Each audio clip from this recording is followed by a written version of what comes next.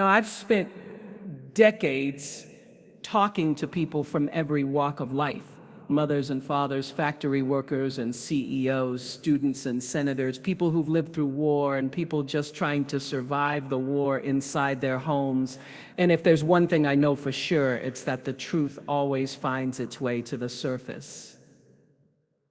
No matter how long it takes, no matter how many distractions are thrown into the mix, truth will rise. So when I hear those words, the American people do not like what they're seeing, it resonates deep in my spirit. Because we are a nation that has been watching the speeches, the indictments, the rallies, the tweets, watching the values that once held us together slowly start to crumble under the weight of ego, division, and deception. This isn't just about politics. No, this is deeper than red or blue. This is about character. It's about the feeling you get in your gut when someone in power no longer reflects who you are or who you want your children to become. It's that moment when a mother looks at her child and wonders if this is the kind of leadership she wants mirrored in the eyes of the next generation. And the answer more and more is becoming a resounding no. I've spoken to so many of you on porches in Georgia, in kitchens in Ohio, in classrooms in Pennsylvania, and I hear it, we don't recognize this version of America anymore. Not because we're trying to erase our past, but because we're trying so desperately to preserve our future. We know what decency looks like. We know what truth sounds like. And what we've been witnessing has shaken us, not just politically, but morally. You see, when approval ratings fall, it's not just a number, it's a mirror reflecting back what we're truly feeling: disillusionment, fatigue, disgust, but also hope. Because when people start paying attention, really paying attention, that's when change begins. That's when a nation starts to wake up. And I believe that's what we're seeing, a wake up. A spiritual reckoning with the idea that charisma cannot replace conscience, that shouting louder doesn't mean you're right. And that at the end of the day, leadership is not about dominating, it's about serving. It's not about taking, it's about giving. Giving dignity, giving clarity, giving the people a reason to believe again. Now, I know there are still folks out there who are clinging tightly to the past, hoping that maybe the noise and the chaos will somehow bring them closer to a sense of power. But true power is quiet, it's stable, it lifts people up, it doesn't tear them down. And that's why approval matters, because it tells us something essential. The American people are yearning for something better. They're saying, we've had enough of the circus, enough of the lies, enough of the division. We want leadership that sees all of us, not just some of us. So when Harry Enton says the American people do not like what they're seeing, I say, of course they don't. Because we are a people with hearts that still beat for justice, for unity, for kindness. We are a nation that has never been perfect, but we are always in pursuit of something greater. And when we fall short, when we drift into darkness, we still hold that little light inside that says this is not who we are. We've got to listen to that light now. We've got to let it guide us back to leaders who tell the truth, who respect the process, who understand the responsibility of carrying an entire nation's future in their hands. And let me just say, no approval rating can measure the power of a people awakening. Because when the people start to see clearly, when they start to reject the noise and lean into the truth, that's when history begins to turn. So yes, the numbers are falling, the curtain is lifting, and the people are ready to choose something better, not perfect, but better, kinder, wiser, more honest. And that, my friends, is the beginning of something truly powerful. There's a moment that happens in every life when the shine begins to wear off, when what once dazzled now begins to distort. I've seen it in relationships, I've seen it in fame, and now America is seeing it in its leadership. This drop in Donald Trump's approval rating, it's not just a trend line, it's a collective realization, a gut reaction echoing from coast to coast that says something isn't sitting right anymore. The American people are not just changing their minds, they're waking up. We've been through a storm, haven't we? A relentless wave of breaking news, courtrooms, scandals, and shouting, so much shouting, and through it all, many Americans held on. They gave second chances, explained away the controversies, said, at least he speaks his mind. But over time, the truth has a way of seeping in. You can only ignore the feeling in your chest for so long. That discomfort you feel when a leader mocks the weak, dismisses the truth, fuels division like it's oxygen for a flame. That discomfort builds, and eventually it becomes something stronger. It becomes rejection. I've spent decades speaking with people, not pundits, not strategists, just regular folks. Grandparents who've lived through world wars, teenagers who've just begun to vote, single moms juggling two jobs, veterans wrestling with what their service meant. And you know what they all have in common? They can feel authenticity. They know when someone is real, and they know when someone is putting on a mask. Donald Trump's approval rating isn't falling because of a bad week. It's falling because that mask is slipping. It's falling because people who once felt proud to stand beside him are now whispering, "I don't know if I can do this again." It's because values, yes, good old-fashioned values, still matter in this country. We still care about kindness. We still want our children to learn from those at the top, not fear them. We still believe that leadership is not just about winning, but about caring for those you lead. And right now, millions of Americans are looking around asking themselves, is this really who we want to be? I remember interviewing a woman in Wisconsin not long ago. She said, "I voted for him in 2016 because I wanted someone who would shake things up, but now I just feel shaken." That stuck with me because it captures what so many are feeling. The excitement of change turned to anxiety. The promise of boldness now feels like recklessness. And when the fear creeps in, when you worry about what the next tweet might ignite, what the next rally might unleash, that's when you start to turn away. This isn't about whether you're conservative or liberal. It's about the basic human need for decency, the kind of decency that says we can disagree without destroying each other, the kind of leadership that understands you don't have to light a fire to be seen. Somewhere along the line, the American people stopped feeling safe, not just in their cities or schools, but in the direction of their country. And when fear outweighs hope, approval falls. Some say this is all just political theater, that the ratings are manipulated, or that people will swing back when it matters. But I believe something deeper is happening. We are in the middle of a moral reset, a spiritual inventory. We are looking around and realizing that the anger, the bitterness, the division, it's costing us more than we thought. And when that price becomes too high, people start walking away. So when Harry Enton says the American people do not like what they're seeing, I hear a deeper message. I hear a country tired of being gaslit. I hear a people who want to believe in something again, not a personality, not a performance, but a purpose. Americans want to look at their leader and feel proud, not perfect, not unflawed, but grounded, honest, human. We are not just numbers on a poll. We are not just red or blue. We are human beings trying to make sense of the world around us. And right now, the sense we're making of this moment is telling us something important. We deserve better. We deserve leadership that lifts, not lowers, that heals, not harm. And more of us are beginning to see that the current path may not take us where we need to go. And that's why that approval number matters. It's not just a statistic.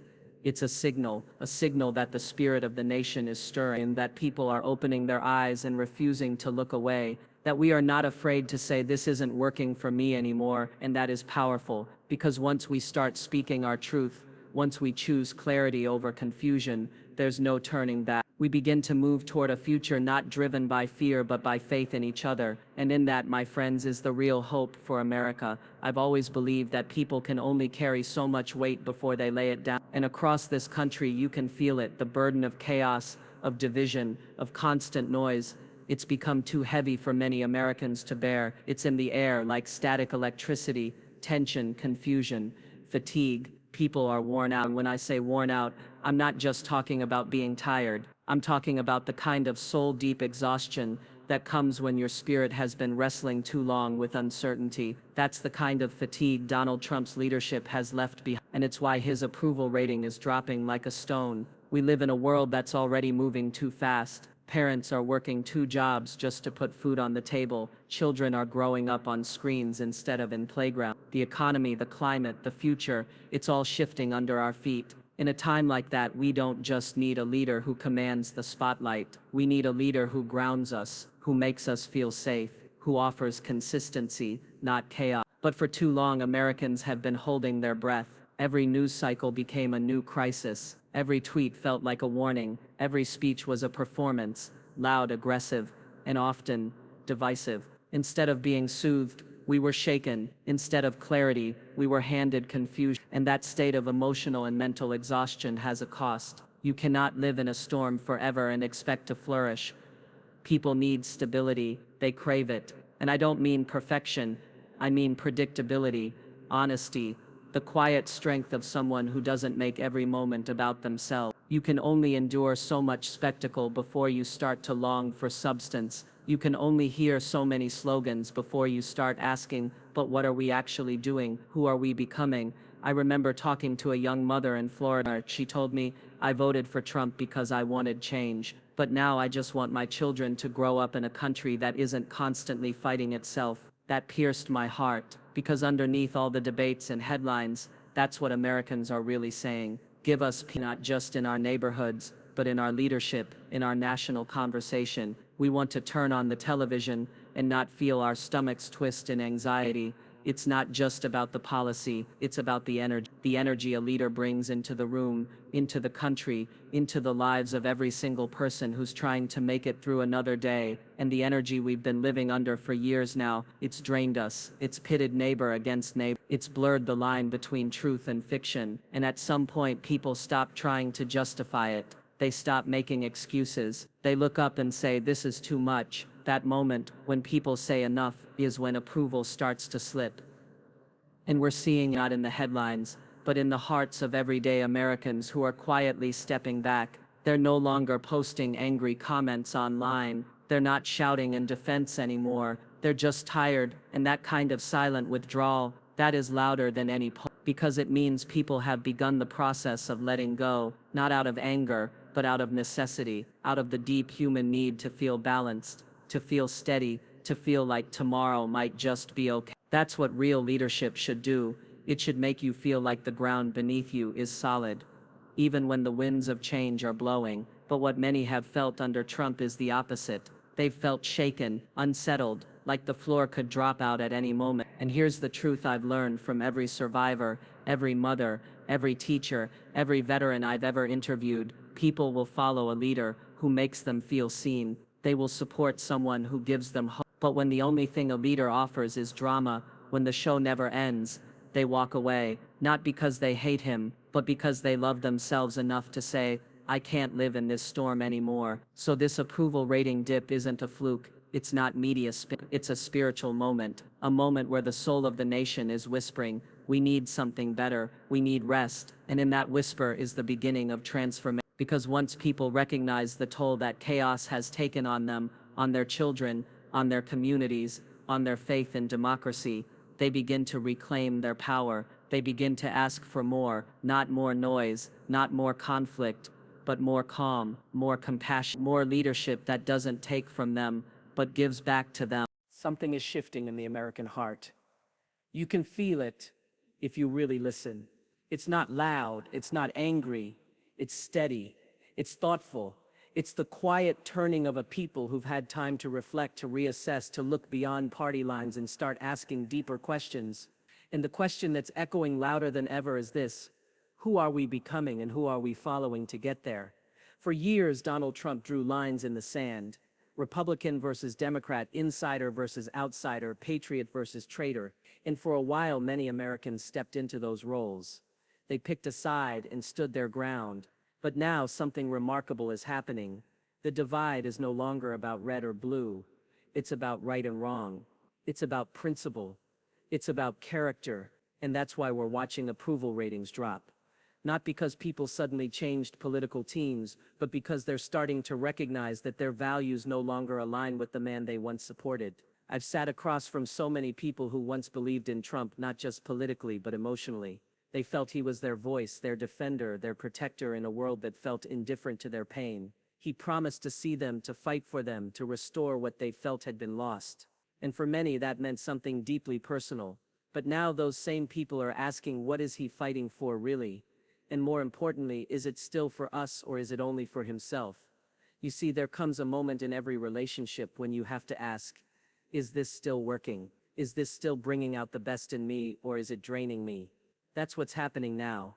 Americans who once stood by Trump through the noise, the insults, the scandals, they're no longer nodding along. They're stepping back. Not because they've turned into liberals overnight, but because they've realized that principle must come before personality. It's a moral reawakening, a national pause, a deep breath that says, wait a minute.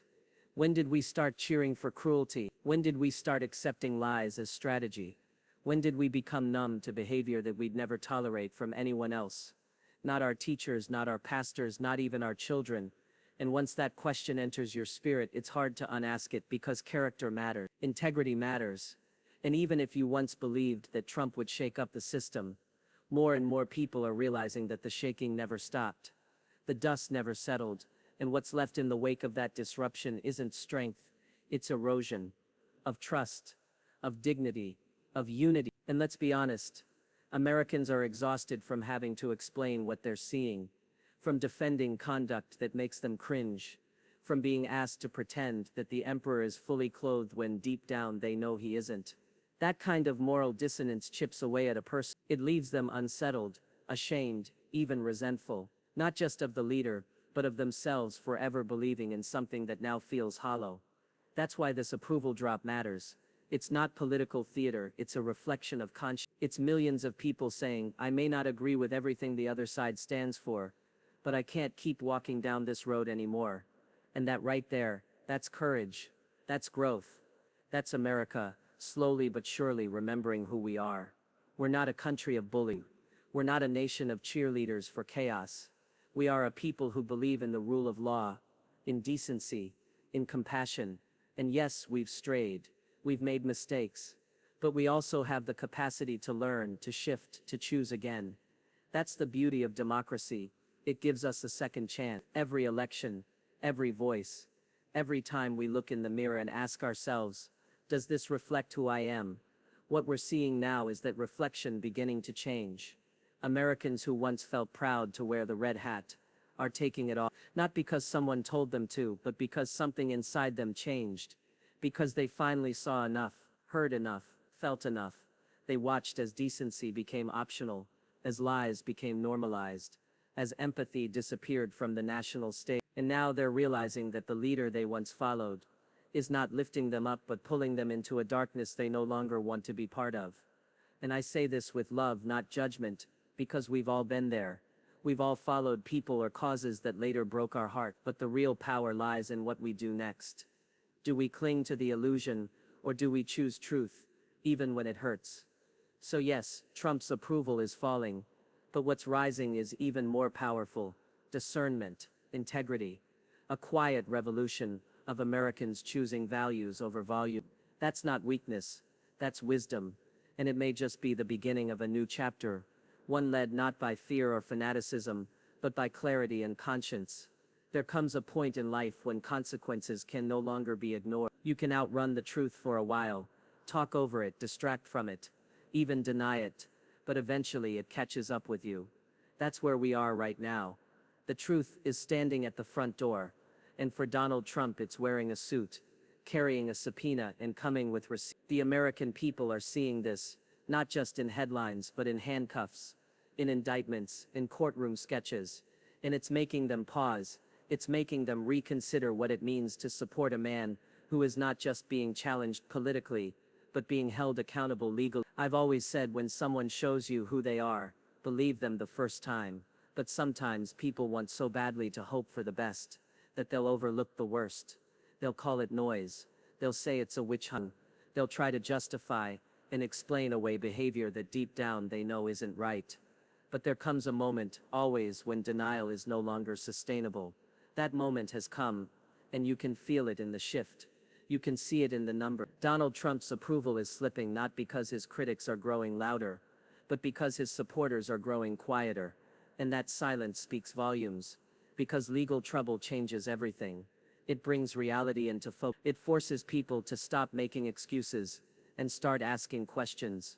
Why are there so many charges? Why are so many people flipping? Why do the investigations keep multiplying? These aren't partisan attacks anymore. These are federal judges, Republican-appointed prosecutors, people who swore an oath to the law, not to any party or politician. And here's the thing, Americans may disagree on a lot of issues, but they believe in fairness, they believe in accountability, They teach their children that actions have consequences. And when they see someone at the highest level of power seemingly skirting those consequences, again and again and again, it creates a crack in the foundation of their trust, not just in the man, but in the system, and that crack doesn't go away with another speech or a campaign rally. I remember speaking with a veteran in Pennsylvania. He said, "I voted for Trump because I thought he respected the military, but now I see a man who thinks he's above the law. That's not what I fought for." That sentiment is growing. Because when a person becomes entangled in so many legal battles, it doesn't look like strength, it looks like evasion. It doesn't look like leadership, it looks like fear disguised as bravado.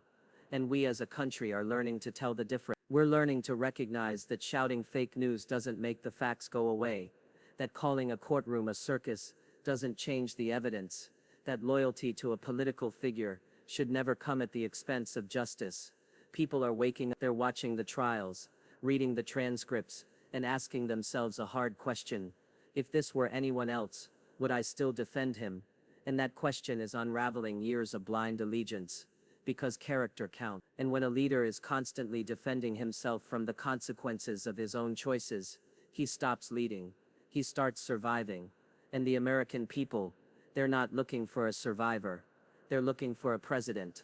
Someone who leads with vision, not vengeance. Someone who builds, not blames. Someone who can speak with moral authority, not just legal loopholes. That's why the approval numbers are falling, not because Trump has changed, but because the people have. They've grown, they've seen, they've learned. And once people have witnessed enough truth, they can't go back to the illusion. They can't unsee the chaos. They can't unfeel the fear. And they certainly can't ignore the moment when the person they once cheered for becomes the person they no longer recognize. This moment in our country is not just political, it's personal. It's a reckoning with our own willingness to compromise what we know is right for the sake of what we thought we needed. But now, many are realizing, we don't need a fighter who fights only for himself. We don't need a rebel who breaks rules to feel powerful. We need a leader who respects the rules because he respects the people. And that's not what they're seeing in Donald Trump anymore. So as the trials continue, as the evidence unfolds, and as the consequences begin to arrive, not just in the courtroom, but in the consciousness of the American people, we are witnessing a shift, a peeling away of the mask, a return to accountability. Because no one is above the law. Not in this country, not now, not ever. There is something deeply human about being drawn to the spotlight. We're all captivated by charisma, by the voice that booms loudest in the room, by the person who seems untouchable, untamed, unstoppable. And for a long time, Donald Trump played that role. He knew the part better than anyone. He mastered the art of spectacle, of commanding attention, of turning every moment into a performance. But now, as the dust begins to settle and the lights begin to dim, people are starting to see something they hadn't before. The show may be big, but the story beneath it is running thin. That's what this drop in approval really tells us. It's not just about policy or promises, or politics. It's about the truth finally piercing through the performance. The American people are beginning to look past the stage and into the substance. And what they're finding is unsettling. Because when the script becomes predictable, when every speech is laced with grievance, every rally feels like a rerun, and every insult is recycled, it stops being entertainment and starts being exhausting. I've seen this happen with public figures before. People who captured hearts and headlines with their presence, their defiance, their boldness. But over time, people start to wonder, what's beneath all that noise? Is it purpose or is it ego? Is it conviction or is it control? And when those questions go unanswered, when the mask begins to slip, approval doesn't just drop, it unravels, quietly at first, then all at once. Donald Trump has always relied on the power of performance. He knew how to stir a crowd. He knew how to make people feel like they were part of something revolutionary, something unstoppable. But revolutions built on ego eventually collapse under the weight of their own hollowness. Because at some point, people stop clapping, they start asking, they stop chanting, they start thinking. And that's where we are. The American people, many of them once loyal, once loud in their support, are now becoming still. They're watching, observing, and they're not moved the way they once were. Because the script hasn't changed. The blame, the bravado, the branding, It all feels too familiar, too predictable, and in that familiarity, the magic is fading, the mystery is gone. What remains is a man performing the same act, even as the audience begins to file out of the theater. I spoke to a retired teacher in Michigan not long ago. She told me, "I used to think he was strong, now he just sounds angry." That stayed with me, because it's not just about what Trump is saying, it's about how people are feeling when he says it. They're not feeling hope, they're not feeling safe, they're not feeling proud, they're feeling weary, and that weariness is powerful, because when the performance becomes repetitive, it starts to feel like a distraction, and when people start recognizing that they've been distracted, they begin to reclaim their attention. They start to ask themselves, what has all this noise actually given us? Not just emotionally, but practically. Has it made our country stronger? Has it united us? Has it lifted up the everyday person struggling to pay their bills or raise their kids? More and more the answer is no. People are beginning to realize that leadership is not about dominating every headline. It's about building something lasting when the cameras are off. It's about doing the hard, quiet work of service, not just the loud, easy work of spectacle. And when they look at Trump now, many Americans are seeing a man who thrives on the moment, but struggles with the mission. Because the truth is, real leadership doesn't need applause. It doesn't chase approval. It earns it. It shows up with humility. It takes responsibility. It listens more than it speaks. It knows when to step aside and let others shine. And it never forgets that the job is not to perform, it's to serve. That's why approval is falling, because Americans are done clapping.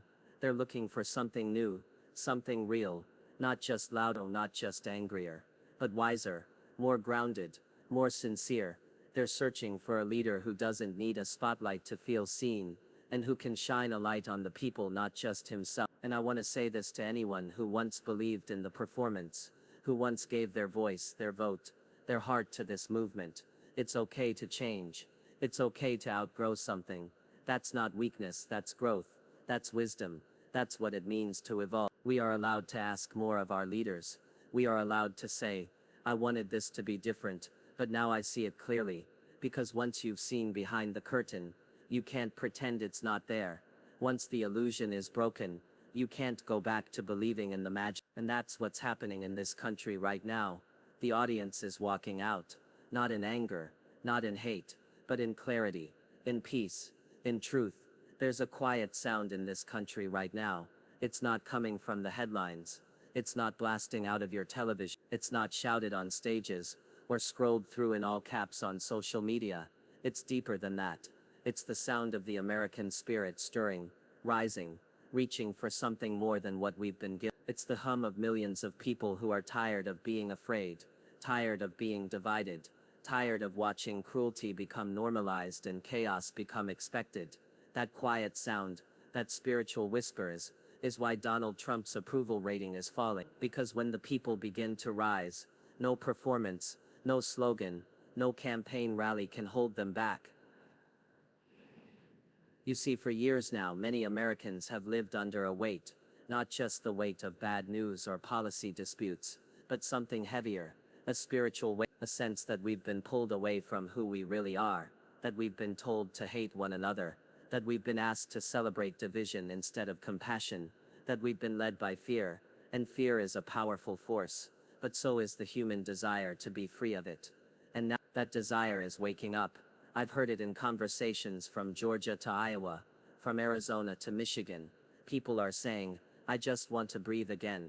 Not literally, but emotionally. They want to feel like their president sees them, all of them, not just the loudest support, not just the people in the front row, but the struggling families, the young dreamers, the elderly veterans, the single moms and the immigrant fathers. They want leadership that embraces, not excludes, that calms, not provokes, that leads with wisdom, not resentment. And here's what I know to be true: when people start yearning for that kind of leadership, they begin to withdraw their energy from anything that doesn't align with it.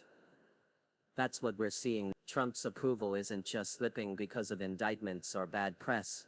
It's slipping because the frequency of his leadership no longer resonates with the heart of the country. His message is stuck in a loop of fear, vengeance, and ego. But the people are ready for something else. They're vibrating at a higher level now. They want hope. This isn't some poetic dream. It's measurable. It's in the data. But more importantly, it's in the soul of the nation.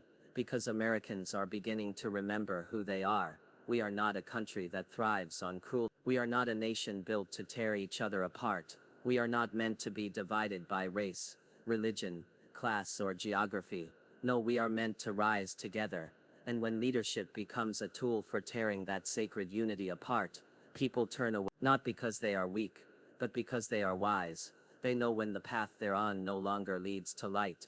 We've been told for too long that we must pick a side, that we must hate the other, that the only way to win is to destroy. But more and more Americans are rejecting that narrative. They're rejecting the noise. They're choosing stillness, reflection, and realignment. They're looking for something better, and they're realizing they deserve it. That is the heartbeat behind this fall in Trump's approval. It's not just disappointment, it's discernment. And I want to speak directly to those who feel conflicted, who once supported Trump, maybe still carry some belief in what he represented. I say to you, it is never too late to grow, to listen to your inner voice. When it says, this isn't sitting right anymore, that voice is your compass. Follow it. Because that voice, that quiet, sacred voice, is often the first sign that you are waking up. We are in the midst of a great awakening in this country, not spiritual. We are beginning to see each other again, to care again, to long for kindness again. And when that spirit grows, anything that doesn't match it begins to fall away. Even the loudest voices, even the biggest names, because spirit doesn't care about power, it cares about truth. Donald Trump may still have supporters, yes, but the wave of unshakable loyalty is beginning to crack, and through those cracks, something beautiful is emerging. Honesty, accountability, a deeper yearning for connection. And that, my friends, is why his approval rating is slipping, not because the people are turning on him out of spite, but because they are turning towards something better. Because at the end of the day, we all want to be seen. We all want to be led by someone who lifts our better angels, not our worst instincts. And now that quiet American spirit, the one that never fully goes away, is standing up and saying, we're ready to love again, we're ready to lead again, but we won't do it in the shadow of fear. And that, more than any poll, any speech, or any news alert, is the real story unfolding right now in America. The people are rising, not with fists, but with open hands, not with rage, but with resolve. And in that resolve, the old ways of leading through intimidation, division, and deception will fall away.